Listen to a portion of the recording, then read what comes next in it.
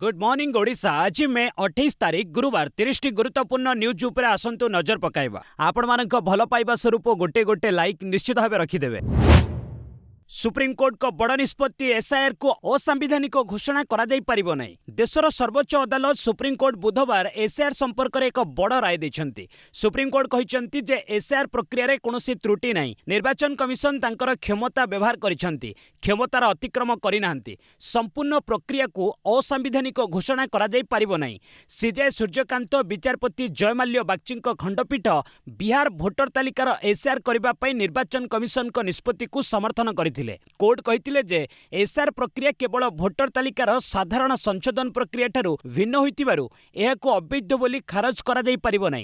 एथिसह सर्वोच्च अदालत आहुरी मध्य तांको राय रे कहिसंती जे एसआईआर रु नाम बाद देबा बेआईन बोली मध्य कुहा जाई परिबो नै। कोर्ट को राय विरोधी दलंक पई सख्त झटका बोली कुहा जाउछि। पारादीप रे जेएसडब्ल्यू मेगा स्टील प्लांट रो शिलान्यास कले मुख्यमंत्री। पारादीप एरसमा अंचल ढिंकिया ठारे बुधवार जेएसडब्ल्यू मेगा स्टील प्लांट रो शिलान्यास करिसेंती मुख्यमंत्री मोहन चरण माझी। ए मेगा प्रकल्प रे जेएसडब्ल्यू उत्कल स्टील पक्षरु 1,25,000 कोटी टंकार पुंजी निवेश कराजिवो, जहा ओडिशा इतिहास रे सर्वबृहत। JSW steel mega integrated steel plant रो ब्लास्ट फर्नेस निर्माण कार्य आनुष्ठानिक भावे आरंभ होईछि। दुईटी पर्यायर कार्यकारी हेबाकु थिबा अत्याधुनिक प्लांट रु वार्षिक प्राय 24 मिलियन टन स्टील उत्पादन हेबो। एठारे 12 मिलियन टन एक सीमेंट प्लांट, 900 मेगावाट रो कैप्टिव पावर सिस्टम एवं एक स्वतंत्र जेटी मध्य निर्माण कराजिवो। केवल पारादीप किंबा झारसुगुड़ा नुहे बरं ढेंकानाल केन्दुझर मध्य खूब शीघ्र नूतन स्टील प्लांट गढ़ी उठिबो बोली मुख्यमंत्री कहिथिले।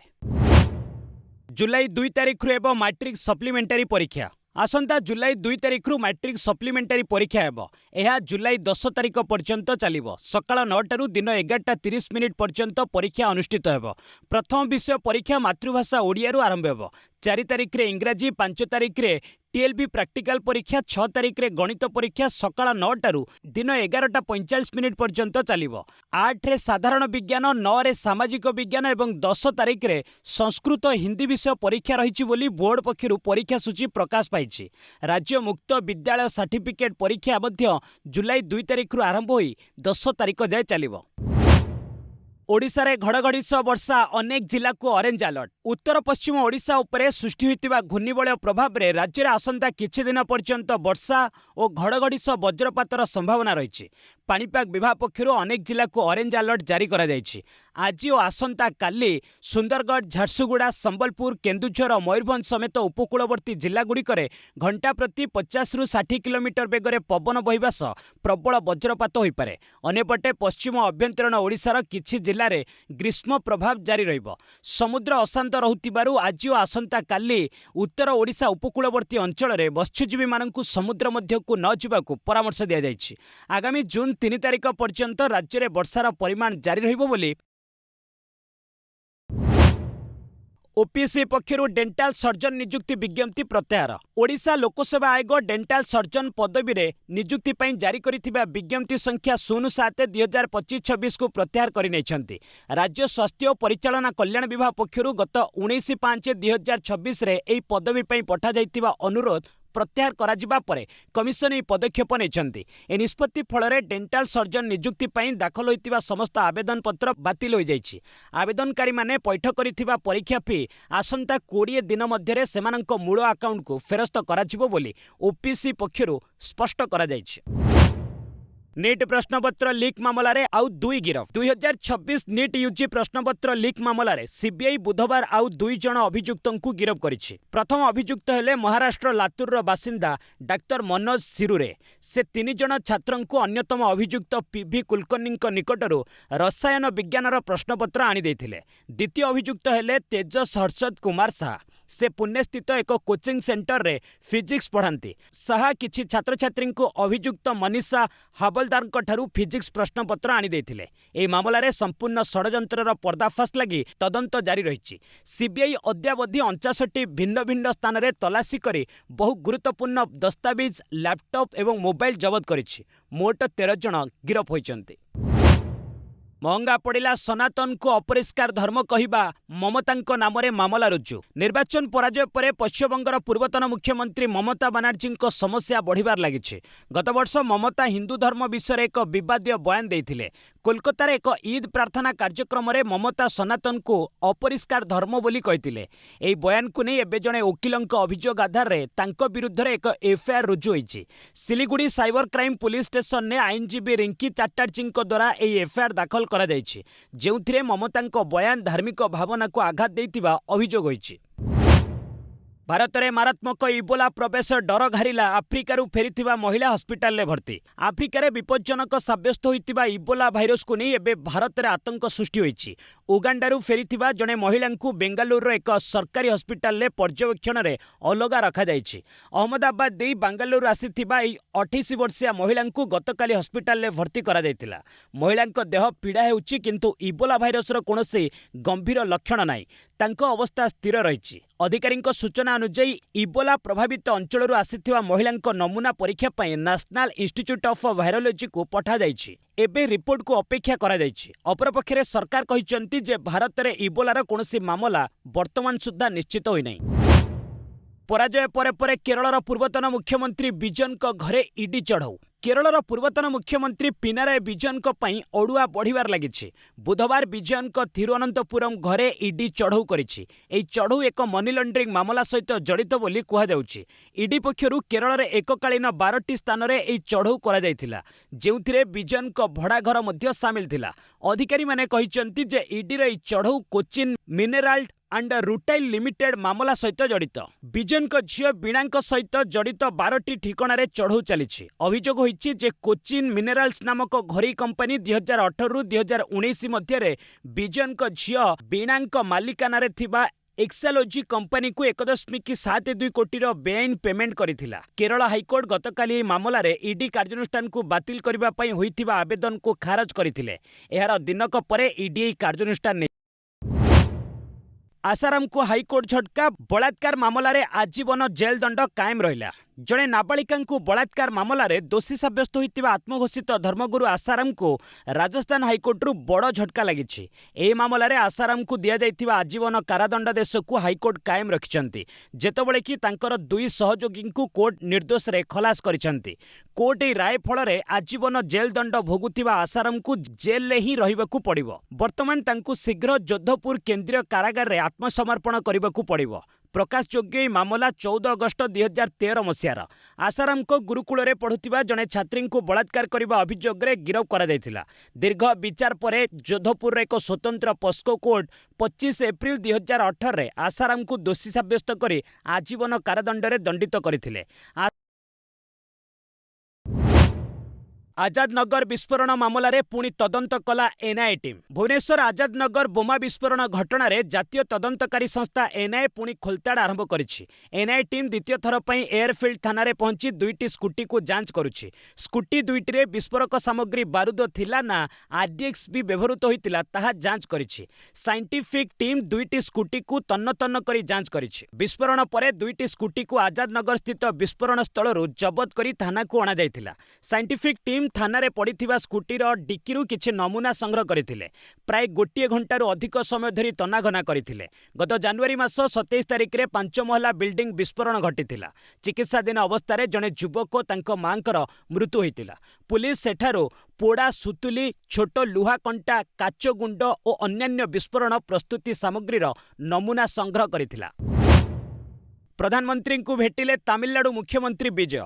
तमिलनाडु मुख्यमंत्री तथा टीवीके मुख्य सी जोसेफ विजय बुधवार नुआ दिल्ली रे प्रधानमंत्री नरेंद्र मोदी को साक्षात करिसेंती। सेवा तीर्थ ठारे 25 मिनिट धरी सेमानंक साक्षात आलोचना होइछि। प्राय 12 वर्ष परे विजय प्रधानमंत्री को प्रथम थर भेटिछंती।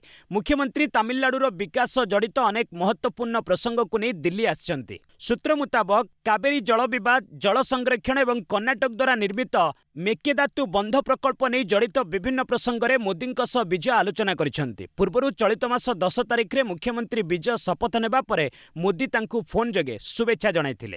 राज्यर विकास लागि केंद्र पक्षरु पूर्ण सहयोग पई आश्वासन दैथिले। विजय उपराष्ट्रपति सीपी राधाकृष्णन, स्वराष्ट्र मंत्री अमित शाह, सोनिया गांधी, राहुल गांधी एवं अर्थमंत्री निर्मला सीतारमण को भेटिबा कार्यक्रम रहिछि। ବ୍ରାଜିଲରୁ ଆସିଥିବା 1180 କୋଟିର କୋକେନ୍ କଚ୍ଛରେ ଜବତ। ଗୁଜରାଟର କଚ୍ଛରୁ ପ୍ରାୟ 1180 କୋଟି ଟଙ୍କା ମୂଲ୍ୟର 118 କିଲୋ କୋକେନ୍ ଜବତ ହୋଇଛି। ଏହି ମାମଲାରେ 3 ଜଣ ବିଦେଶୀ ନାଗରିକଙ୍କୁ ଗିରଫ କରାଯାଇଛି। ବ୍ରାଜିଲରୁ ସାମୁଦ୍ରିକ ପଥ ଦେଇ କୋକେନ୍ ଚାଲାଣ ହେଉଥିବା ସମ୍ପର୍କରେ ଗୋପନ ସୂଚନା ପାଇବା ପରେ ଭାରତୀୟ ତଟରକ୍ଷୀ ବାହିନୀ ଏବଂ ଗୁଜରାଟ ଏଟିଏସ୍ ମେ 25 ତାରିଖ ରାତିରେ ମୁନ୍ଦ୍ରା ବନ୍ଦରରେ ଏକ ମିଳିତ ଅପରେସନ୍ ଚଳାଇଥିଲେ। ସେହି ସମୟରେ ଏକ କଣ୍ଟେନର ଜାହାଜ ଉପରେ ସେମାନଙ୍କର ସନ୍ଦେହ ହୋଇଥିଲା। ଜାହାଜଟି ବ୍ରାଜିଲ, ଲାଟିନ୍ ଆମେରିକୀୟ ଦେଶ, ମେକ୍ସିକୋ, ଆମେରିକା ଏବଂ କରାଚି ହୋଇ ଗୁଜରାଟ ଉପକୂଳରେ ପହଞ୍ଚିଥିଲା। ତାହା ମୁନ୍ଦ୍ରା ବନ୍ଦରଠାରୁ ପ୍ରାୟ 9 କିଲୋମିଟର ଦୂରରେ ଲଙ୍ଗର ପକାଇଥିଲା। ତେବେ ତଟରକ୍ଷୀ ବାହିନୀ ଏବଂ ଏଟିଏସ୍ ଟିମ୍ ଜାହାଜ ଆଡ଼କୁ ବଢ଼ୁଥିବା ବେଳେ ସେଥିରେ ଥିବା 2 ଜଣ କ୍ରୁ ସଦସ୍ୟ ସମୁଦ୍ରକୁ ଅନେକ ବ୍ୟାଗ୍ ଫିଙ୍ଗିଥିଲେ। ପରେ ସେଥିରୁ 5ଟି ବ୍ୟାଗକୁ ଉଦ୍ଧାର କରାଯାଇଥିଲା। ବିଜେପି ସାଂସଦ ସୌମିତ୍ରଙ୍କ ବଡ଼ ଦାବି, ଟିଏମ୍ସିର 50 ବିଧାୟକ 20 ସାଂସଦ ଦଳ ଛାଡ଼ିବେ। ପଶ୍ଚିମବଙ୍ଗରେ ବିଜେପି ସାଂସଦ ସୌମିତ୍ର ଖାନ୍ ବୁଧବାର ଏକ ବଡ଼ ଦାବି କରିଛନ୍ତି। ସୌମିତ୍ର କହିଛନ୍ତି ଯେ ମମତା ବାନାର୍ଜୀଙ୍କ ଟିଏମ୍ସିର 50 ଜଣ ବିଧାୟକ ଓ 20 ସାଂସଦ ଦଳ ଉପରେ ଅସନ୍ତୁଷ୍ଟ। ଯଦି ବିଜେପିର କେନ୍ଦ୍ରୀୟ ନେତୃତ୍ୱ ଥରେ ଅନୁମତି ଦେଇଦେବେ ତେବେ ସେମାନେ ଟିଏମ୍ସି ଛାଡ଼ିବାକୁ ପ୍ରସ୍ତୁତ। ସେମାନେ ଟିଏମ୍ସି ଛାଡ଼ି ବିଜେପିରେ ସାମିଲ ହେବାକୁ ଚାହିଁ ରହିଛନ୍ତି। ଏପରି ହେଲେ ଟିଏମ୍ସି ରାଜନୈତିକ ଶକ୍ତି ଭାବରେ ଅସ୍ତିତ୍ୱ ହରାଇବ। ତେବେ ସୌମିତ୍ରଙ୍କ ଏହି ଦାବିକୁ ଟିଏମ୍ସି ସାଂସଦ ସୌଗତ ରାୟ ଖଣ୍ଡନ କରିଛନ୍ତି। ସୌଗତ କହିଛନ୍ତି ଯେ ବିଜେପି ନେତାଙ୍କ ବକ୍ତବ୍ୟରେ କୌଣସି ସତ୍ୟତା ନଥାଏ, ଏହା ସମ୍ପୂର୍ଣ୍ଣ ମିଥ୍ୟା ଖବର। ସୌମିତ୍ର ବିଜେପି ପକ୍ଷରୁ ଭ୍ରମାତ୍ମକ ସୂଚନା ପ୍ରସାରଣ କରାଯାଉଛି। ପଶ୍ଚିମବଙ୍ଗରେ ଏପରି କିଛି ଘଟିବ ନାହିଁ। ଜାପାନ ସଂସଦରେ ରାଷ୍ଟ୍ରୀୟ ଗୁଇନ୍ଦା ପରିଷଦ ଗଠନ ବିଲ୍ ମଞ୍ଜୁର। ବୈଦେଶିକ ସୁରକ୍ଷା ଜନିତ ବିପଦର ମୁକାବିଲା ଏବଂ ଗୁଇନ୍ଦା ତଥ୍ୟ ସଂଗ୍ରହ ପ୍ରକ୍ରିୟାକୁ ସଂଗଠିତ କରିବା ପାଇଁ ଜାପାନ ସଂସଦ ଏକ ରାଷ୍ଟ୍ରୀୟ ଗୁଇନ୍ଦା ପରିଷଦ ଗଠନ କରିବାକୁ ବିଲ୍ ମଞ୍ଜୁର କରିଛି। ପ୍ରଧାନମନ୍ତ୍ରୀ ସାନାୟା ତାକାଇଚିଙ୍କ କାର୍ଯ୍ୟସୂଚୀର ଏହା ଏକ ପ୍ରମୁଖ ଅଂଶ। ଦ୍ୱିତୀୟ ବିଶ୍ୱଯୁଦ୍ଧ ପରଠାରୁ ଦେଶରେ ସୃଷ୍ଟି ହୋଇଥିବା ଜଟିଳ ସୁରକ୍ଷା ପରିବେଶକୁ ଦୃଷ୍ଟିରେ ରଖି ଗୁଇନ୍ଦା ଓ ଗୁପ୍ତଚର ନିରୋଧୀ ବ୍ୟବସ୍ଥାକୁ ଅଧିକ ମଜବୁତ କରିବାକୁ ପ୍ରଧାନମନ୍ତ୍ରୀ ପ୍ରତିଶ୍ରୁତି ଦେଇଛନ୍ତି। ପ୍ରଧାନମନ୍ତ୍ରୀ ନିଜେ ଏହି ପରିଷଦର ଅଧ୍ୟକ୍ଷତା କରିବେ ଏବଂ ଏଥିରେ ଅନ୍ୟ 9 ଜଣ କ୍ୟାବିନେଟ୍ ସଦସ୍ୟ ସାମିଲ ରହିବେ। ତେବେ ଏହି ଆଇନରେ ଗୁଇନ୍ଦା କାର୍ଯ୍ୟକଳାପ ଉପରେ ସଂସଦୀୟ ତଦାରଖ ରଖିବା ପାଇଁ କୌଣସି ସ୍ପଷ୍ଟ ବ୍ୟବସ୍ଥା କରାଯାଇନାହିଁ। ଇବୋଲା ଭୟ, ଆଫ୍ରିକୀୟ ଦେଶରୁ ଆସିଥିବା 11 ଜଣ କ୍ୱାରେଣ୍ଟାଇନ୍ରେ। ଆଫ୍ରିକୀୟ ଦେଶରେ ଇବୋଲା ଭାଇରସ୍ ବ୍ୟାପିଥିବାରୁ ସତର୍କତାମୂଳକ ପଦକ୍ଷେପ ଭାବେ ସେଠାରୁ ବିଗତ 3 ଦିନ ହେଲା ଗୁଜରାଟର ଅହମ୍ମଦାବାଦରେ ପହଞ୍ଚିଥିବା 11 ଜଣ ଯାତ୍ରୀଙ୍କୁ ଘରୋଇ କ୍ୱାରେଣ୍ଟାଇନ୍ରେ ରଖାଯାଇଛି। ସେମାନଙ୍କ ମଧ୍ୟରେ 9 ଜଣ ଭାରତୀୟ ଏବଂ 2 ଜଣ ଉଗାଣ୍ଡା ନାଗରିକ ଅଛନ୍ତି। ଅହମ୍ମଦାବାଦ କର୍ପୋରେସନର ଅଧିକାରୀ ଡାକ୍ତର ଭାବିନ ସୋଲଙ୍କି କହିଛନ୍ତି, ପ୍ରାଥମିକ ତଦନ୍ତରୁ ଏମାନଙ୍କ ମଧ୍ୟରୁ କେହି ବି ଇବୋଲା ପଜିଟିଭ୍ ଚିହ୍ନଟ ହୋଇନାହାନ୍ତି। ତଥାପି ସତର୍କତାମୂଳକ ପଦକ୍ଷେପ ଭାବେ ସେମାନଙ୍କ ସ୍ୱାସ୍ଥ୍ୟାବସ୍ଥାର ଅନୁଧ୍ୟାନ ଲାଗି ଘରୋଇ କ୍ୱାରେଣ୍ଟାଇନ୍ରେ ରଖାଯାଇଛି। ଆଫ୍ରିକୀୟ ଦେଶ କଙ୍ଗୋରୁ ବ୍ୟାପିବା ଆରମ୍ଭ କରିଥିବା ଏହି ଭାଇରସ୍ ୟୁଗାଣ୍ଡା ଯାଏ ପହଞ୍ଚି ସାରିଛି। ୟୁଗାଣ୍ଡାରେ ଅଦ୍ୟାବଧି 8ଟି ଇବୋଲା ମାମଲା ସାମ୍ନାକୁ ଆସିଛି। ଇସ୍ରାଏଲ ହମଲାରେ ହମାସ ସେନା ମୁଖ୍ୟ ନିହତ। ଇସ୍ରାଏଲ ସେନା ମଙ୍ଗଳବାର ରାତିରେ ଗାଜା ଉପରେ ପ୍ରଚଣ୍ଡ ଏୟାର ଷ୍ଟ୍ରାଇକ୍ କରିଥିଲା। ଏଥିରେ ହମାସର ନୂଆ ସେନା ମୁଖ୍ୟ ମହମ୍ମଦ ଓଦେହ ନିହତ ହୋଇଛନ୍ତି। ଅନୂନ୍ୟ 5ଟି ମିସାଇଲ୍ ଭିନ୍ନ ଭିନ୍ନ ଦିଗରୁ ଏକାସଙ୍ଗେ ମାଡ଼ ହୋଇଥିଲା। ଏଥିରେ ଓଦେହ ରହୁଥିବା ଏକ କୋଠା ଛାରକାର ହୋଇଯାଇଥିଲା। ଓଦେହଙ୍କୁ ମାତ୍ର 11 ଦିନ ପୂର୍ବେ ହମାସର ସେନା କମାଣ୍ଡର ଦାୟିତ୍ୱ ମିଳିଥିଲା। ଏହା ପୂର୍ବରୁ ମେ 15ରେ ସମାନ ଭଳି ଏକ ଆକ୍ରମଣରେ ପୂର୍ବ ସେନା କମାଣ୍ଡର ଇଜଦ ଦିନ ଅଲ ହଦାଦଙ୍କର ମୃତ୍ୟୁ ଘଟିଥିଲା। ରିପୋର୍ଟ ମୁତାବକ ଇସ୍ରାଏଲ ସେନା ମଙ୍ଗଳବାର ରାତିରେ ଗାଜା ସିଟିର ଏକ ଆବାସିକ କୋଠାକୁ ଟାର୍ଗେଟ ବନାଇ ଭୀଷଣ ଏୟାର ଷ୍ଟ୍ରାଇକ୍ କରିଥିଲା। ଇସ୍ରାଏଲ ପ୍ରଧାନମନ୍ତ୍ରୀ ବେଞ୍ଜାମିନ ନେତାନ୍ୟାହୁଙ୍କ କାର୍ଯ୍ୟାଳୟ କହିଛି, 2023 ଅକ୍ଟୋବର 7 ନରସଂହାର ଷଡ଼ଯନ୍ତ୍ର ରଚିଥିବା ଲୋକଙ୍କ ମଧ୍ୟରେ ଓଦେହ ରହିଥିଲେ, ତେଣୁ ତାଙ୍କୁ ନିପାତ କରାଗଲା। ବାଇଜୁର ପ୍ରତିଷ୍ଠାତା ରବୀନ୍ଦ୍ରନଙ୍କୁ 6 ମାସ ଜେଲ୍। एकदा भारतर सबुठारु लोकप्रिय स्टार्टअप थिबा एडटेक कंपनी बाइजुर प्रतिष्ठाता बाइजु रवींद्रन को बड़ झटका लगी। सिंगापुर रे एक कोर्ट तांकु 6 मास जेल दंड सुनाइछंती। कोर्ट कहिसंती जे रवींद्रन एप्रिल 2024 ठारु तांको संपत्ति सह जड़ित अनेक अदालत निर्देश को बारंबार उल्लंघन करिसंती, जेउथि पई तांकु ए जेल दंड दिया जाइछि। रिपोर्ट अनुसार कोर्ट रवींद्रन को एक संस्था रे शेयर रखिथिबा नै आईनगत मालिकाना प्रमाणित करुथिबा दस्तावेज दाखल करबाकू निर्देश दैछंती। एथि सहित तांकु $70,000 आईनगत खर्च मध्य देबाकू पड़िबो। उल्लेखयोग्य फोर्ब्स तालिका अनुसार 4 एप्रिल 2023 रे रवींद्रन को संपत्ति मूल्य 2.1 बिलियन अर्थात 17,545 कोटी टंका थिला। किंतु परिस्थिति एबे एपरि होइछि जे बाइजुर शेयर होल्डर माने पूर्वरु सीओ पदरु रवींद्रन को हटाइबा पई भोट दे सारिछंती। फଳରେ ବର୍ତ୍ତମାନ ତାଙ୍କ संपत्ति मूल्य शून्य हो जाइछि। विमान इंधन मूल्य वृद्धि एयर इंडिया पक्षरु 22% घरोई उड़ान ह्रास। विमान इंधनर अहेतुक मूल्य वृद्धि जोगु एयर इंडिया निजर घरोई उड़ान को प्राय 22% ह्रास करिछि। एहा पूर्वरु एयरलाइंस पक्षरु अंतर्जातीय उड़ान रे 27% ह्रास करा जायतिला। ए निष्पत्ति जोगु कंपनीर दैनिक प्राय 500 उड़ान मध्यरु प्राय 110टी विमान चलाचल बंद रहिबो। अन्यपटे चाहिदा ह्रास पाइबा जोगु इंडिगो मध्य चलित त्रैमासिकरे तार घरोई विमान क्षमतार 5% ह्रास करिछि। विमान संख्या कमिबा द्वारा बजार रे उपलब्ध सीट संख्या ह्रास पाइबो, जहा फଳରେ आगामी दिन में विमान भड़ा आहुरी वृद्धि पाइबार संभावना रही। शेयर बजार रे क्रमागत द्वितीय दिन ह्रास। पश्चिम एशियार भू राजनीतिक स्थितिर अस्थिरता और विदेशी निवेशकों द्वारा पांठि प्रत्याहार जोगु बुधवार भारतीय शेयर बजार क्रमागत द्वितीय दिन पर ह्रास सह बंद होइछि। बीएसई सेंसेक्स 141.90 पॉइंट ह्रास पाई 75,867.80 स्तर में बंद होइतिबा बेले एनएसई निफ्टी 6.55 पॉइंट ह्रास सह 23,907.15 स्तर में शेष होइछि। मुख्यतः बैंकिंग, आईटी एवं फाइनेंशियल सेक्टर रे बिक्री प्रक्रिया बढ़िबा जोगु बजार उपरे चाप सृष्टि होइतिला। सेंसेक्स रो प्रमुख शेयर गुड़िक मध्य एचडीएफसी बैंक सर्वाधिक 2.63% ह्रास होइछि। एहा व्यतीत इन्फोसिस, आईटीसी एवं रिलायंस इंडस्ट्रीज मध्य क्षति सहिचंती। विदेशी निवेशक माने प्राय 2,407 कोटी टंकार शेयर बिक्री करिसंती। बकरीद पई गुरुवार बजार बंद रहिबो। डॉलर तुलन में भारतीय टंकार मूल्य रे सामान्य सुधार। अमेरिकीय डॉलर तुलन में भारतीय टंकार मूल्य बुधवार 2 पैसा सुधार सह 95.68 स्तर में बंद होइछि। अमेरिका एवं ईरान मध्य सृष्टि होइतिबा भू राजनीतिक उत्तेजना एवं घरोई शेयर बजार रे दुर्बलता जोगु निवेशक माने सतर्कता अवलंबन करिसेंती। तेबे अंतर्जातीय बजार रे अशोधित तैल मूल्य प्राय 3.02% ह्रास पाई बैरेल पिछा 96.57 डॉलर हेबा टंकार मूल्य को अधिक ह्रास पाइबारु रक्षा करिछि। एसबीआई फंड्स मैनेजमेंट आणुची 13,000 कोटी टंकार आईपीओ। भारतर प्रमुख संपत्ति परिचालना संस्था एसबीआई फंड्स मैनेजमेंट बजार को एक बड़ प्रारंभिक सर्वसाधारण प्रस्ताव बा आईपीओ आनिबाकू प्रस्तुत होउची। प्राय 13,000 कोटी टंकार मेगा आईपीओ चलित वर्ष जून शेष किंबा जुलाई मासरे बजार को आसीपारे। कंपनी मार्च मासरे निजर प्रारंभिक पत्र दाखल कर सारिछि एवं वर्तमान नियामकଙ୍କ अनुमति को अपेक्षा करिछि। एई आईपीओ माध्यम रे एसबीआई एवं फ्रांस रो संस्था आमुंडी प्राय 10% अंशदान बिक्री करेंगे। एसबीआई फंड्स प्राय 12.5 ट्रिलियन टंकार संपत्ति परिचालना करुछि एवं गत आर्थिक वर्ष रे कंपनी 2,531 कोटी टंकार सुध लाभ करितिला। डिजिटल विस्तार सह फिजिकल बैंकिंग उपरे गुरुत्व देव SBI. State Bank of India ग्राहक मानक उन्नत सेवा जोगाइबा पई डिजिटल माध्यम सहित पारस्परिक फिजिकल बैंकिंग रो समन्वय उपरे गुरुत्व देव। बैंक रो वार्षिक रिपोर्ट रे चेयरमैन सीएस सेट्टी सूचना दैछंती।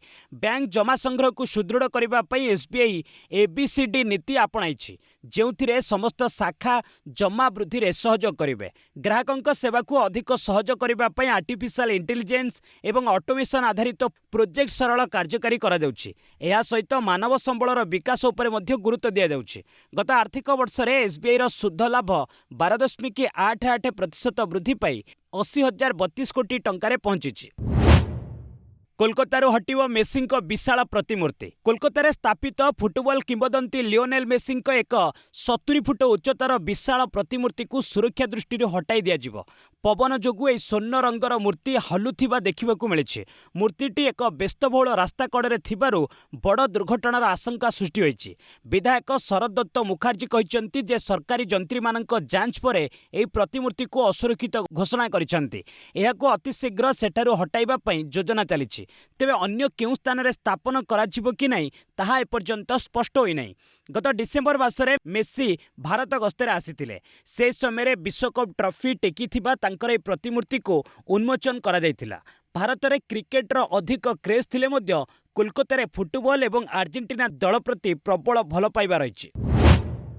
एफआईएच प्रो लीग भारतीय दल रे ओडिशारु 3। एफआईएच प्रो लीग आगामी यूरोपियन पर्याय लगी बुधवार भारतीय पुरुष हॉकी दल घोषणा करा जायछि। अभिज्ञ डिफेंडर हरमनप्रीत सिंह अधिनायक पद को फेरिछंती। तांकू घोषित 24 जणिया दलर नेतृत्व भार दिया जायछि। एथि पूर्वरु होबार्ट पर्याय रे व्यक्तिगत कारण दर्शाई हरमनप्रीत विरति नैथिले। सेहि भली सद्य घोषित दल रे ओडिशारु 3 जण खेलाड़ी स्थान पाइछंती। सेमाने हेले डिफेंडर अमित रोहिदास, अमनदीप लाक्रा और युव फरवार्ड शिलानंद ଆକ୍ରା। ଭାରତୀୟ ଦଳ ଜୁନ୍ 14 ରୁ 21 ତାରିଖ ପର୍ଯ୍ୟନ୍ତ ରୋଟରଡାମରେ ଘରୋଇ ନେଦରଲ୍ୟାଣ୍ଡସ ଓ ଜର୍ମାନୀ ବିପକ୍ଷରେ ଏଫଆଇଏଚ୍ ପ୍ରୋ ଲିଗ୍ ଖେଳିବାର କାର୍ଯ୍ୟସୂଚୀ ରହିଛି। ଏହାପରେ ଭାରତୀୟ ଦଳ ଲଣ୍ଡନ ଗସ୍ତ କରିବ। ସେଠାରେ ଘରୋଇ ଇଂଲଣ୍ଡ ଓ ପାକିସ୍ତାନ ବିପକ୍ଷରେ ଜୁନ୍ 23 ରୁ 28 ତାରିଖ ମଧ୍ୟରେ 4ଟି ମ୍ୟାଚ୍ ଖେଳିବାର କାର୍ଯ୍ୟସୂଚୀ ରହିଛି।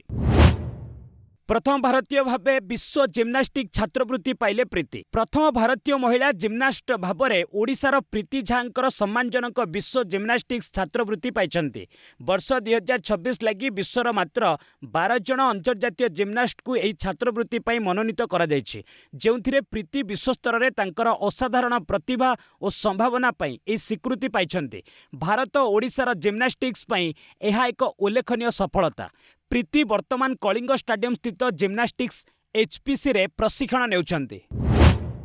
जातीय सब जूनियर बेसबॉल बालिका सेमी ओडिशा। किट और किस विश्वविद्यालय चली 31तम जातीय सब जूनियर बेसबॉल चैंपियनशिप रे ओडिशा बालिका दल सेमीफाइनाल में प्रवेश करिछि। बुधवार अनुष्ठित क्वार्टर फाइनाल में ओडिशा 17-11 स्कोर रे तेलंगाना को परास्त करिथिला। गुरुवार सेमीफाइनाल में छत्तीसगढ़ को भेटिबो ओडिशा। अपरपक्ष रे लीग पर्यायर रे हैट्रिक विजय हासिल करिथिबा ओडिशा बालक दल को निराश हेबाकू पड़िछि। क्वार्टर फाइनाल में महाराष्ट्र 13-0 ओडिशा को हराई सेमीफाइनाल को प्रवेश करिछि। शुक्रवार यह जातीय प्रतियोगिता उद्यापित हेबो। कलिंगरे हेब 2028 Asian indoor athletics. Kalinga stadium क्रीड़ा इतिहास रे आउ एक फर्द जोड़ी हेबाकू जाउछि। एशियान इंडोर एथलेटिक्स चैंपियनशिप रो आगामी संस्करण आयोजन अधिकार कलिंग स्टाडियम को मिलिछि। कलिंग स्टाडियम परिसर रे थिबा भारतर एकमात्र इंडोर एथलेटिक्स स्टाडियम रे एहा 2028 फेब्रुआरी मासरे आयोजित हेबो। हांगकांग रे अनुष्ठित एशियान एथलेटिक्स एसोसिएशन काउंसिल बैठक रे जोग दैथिबा आदित्य सुमुरीवाला बुधवार यह सूचना दैछन्ति। उल्लेखयोग्य एशियान इंडोर परे कलिंग स्टाडियम रे विश्व इंडोर एथलेटिक्स चैंपियनशिप मध्य अनुष्ठित हेबो। ए मेगा इवेंट आयोजन लगी निकट रे कलिंग को अधिकार मिलिथिला। मार्च 3 ରୁ 5 तारिख पर्यंत आयोजित हेबाकू थिबा इंडोर चैंपियनशिप रे विश्वर प्रमुख स्टार एथलीट को देखिबाकू मिलिबो। छातरू खसी बंगला फिल्म निर्देशक अनिक दत्तांक परलोक। प्रसिद्ध बंगला फिल्म निर्देशक तथा जातीय पुरस्कार विजेता अनिक दत्तांकर बुधवार देहांत होइछि। मृत्यु बेलकू तांकु 66 वर्ष बयस होइतिला। दक्षिण कोलकातार गरियाहाट अंचल रे थिबा पत्नीक घर छातरू खसी पड़िबारु से गुरुतर आहत होइतिले। तांकु एक घरोई हस्पिटाल रे भर्ती करा जायतिला। डाक्टर तांकु मृत घोषणा करिथिला। गरियाहाट थाना पुलिस तदंत आरंभ करि दैछि। तांक झियो विदेशरू फेरिबा परे शव व्यवच्छेद कराजिबो। तेबे अपार्टमेंटर छातरू एक सुसाइड नोट मिलिथिबा कुहा जाउछि। अनिक दत्ता दीर्घ दिन हला अवसादर शिकार होई चिकित्सित होतिले। तांक पत्नी और से अलगा रहतिले। अनिक बुधवार हिंदुस्तान पार्क स्थित पत्नी घर को आसीथिले। से आश्चर्य, प्रदीप, भूतेर भविष्यत, वरुण बाबू के दोस्त एवं अपराजिता भली फिल्म रे निर्देशना देथिले। ओलंपियन शूटर रणधीर सिंह को परलोक। भारतर जनाशुना शूटर तथा क्रीड़ा प्रशासक रणधीर सिंह बुधवार परलोक हो जाइछि। मृत्यु बेलकू तांको 79 वर्ष बयस होइतिला। से दीर्घ दिन धरी वार्धक्य जनित समस्या सह लड़ुतिले। रणधीर 1978 बैंकॉक एशिय क्रीड़ा रे स्वर्ण पदक जीति इतिहास रचिथिले। एहा बाद से एशिय क्रीडार 1982 और 1986 संस्करण रे यथाक्रमे कांस्य और रौप्य पदक हासिल करथिले। रणधीर भारत पक्षरु 5 थर ओलंपिक्स रे प्रतिनिधित्व करथिले। 1979 रे तांको अर्जुन पुरस्कार मिलिथिला। से प्रथम भारतीय भावे ओलंपिक काउंसिल ऑफ एशियार सभापति होइतिले। से भारतीय ओलंपिक संघर साधारण संपादक एवं अंतर्जातीय ओलंपिक कमिटीर सदस्य भावे मध्य कार्य करथिले। तांको झियो राजेश्वरी मध्य जणे शूटर। से 2022 एशिय क्रीडा रे रौप्य पदक जीतिथिले। बस आज पई एट रखिबा, पुणी ने आसीबी लेटेस्ट अपडेट। से पर्यंत विदाय नउची। जय हिंद, जय भारत।